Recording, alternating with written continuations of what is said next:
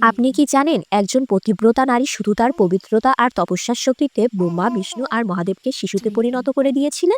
একদিন দেবশ্রী নারদ মুনি In Devi the Lakshmi light of Saraswati O truth, পার্বতীর কাছে গিয়ে we বললেন, find পৃথিবীতে এক eternal নারী আছেন, bliss. মাতা অনুসুয়া, যিনি ঋষি অত্রির পত্নী, In the যার light of পতিব্রতার truth, Shakti we স্বর্গকেও find অতিক্রম eternal করেছে। এই peace. কথা শুনে তিন দেবীর মনে প্রশ্ন জাগলো, এক মানবী কিভাবে আমাদের থেকেও মহান হতে পারে? তারা তার শক্তির পরীক্ষা নিতে চাইলেন। দেবীদের অনুরোধে ব্রহ্মা বিষ্ণু মহাদেব We ভিক্ষুকের seek your রূপে মাতা wisdom, অনুসুয়ার O আশ্রমে enlightened এলেন। one. ভিক্ষা দিতে গেলে Guide তারা us এক through these ভয়ঙ্কর troubled শর্ত times. রাখলেন, আমরা ভোজন We করব, seek কিন্তু your আপনি wisdom, আমাদের O নগ্ন enlightened অবস্থায় one. ভোজন করাবেন। Guide us through Anusuiya these লজ্জিত troubled হল না, times. ভয়ও পেলেন না। তিনি তার পতিব্রতার শক্তিতে এক ফোঁটা জল মন্ত্রপুত করলেন। সেই জলের স্পর্শে ব্রহ্মা বিষ্ণু ও মহাদেব তিনটি নিষ্পাপ শিশুর রূপ ধারণ করলেন। মাতা অনুসূয়া তাদের কোলে তুলে নিলেন, মায়ের মতো খাওয়ালেন, ঘুম পাড়ালেন। ত্রিদেবের স্ত্রীগণ ছুটে এলেন, ক্ষমা চাইলেন। তারা বুঝলেন পতিব্রতা নারীর শক্তি দেবতাদের থেকেও মহান। মাতা অনুসূয়া ত্রিদেবকে তাদের দেবরূপ ফিরিয়ে দিলেন, কিন্তু এই লীলা প্রমাণ করে দিল নারীর পবিত্রতার শক্তির কাছে ত্রিদেবও নত হয়।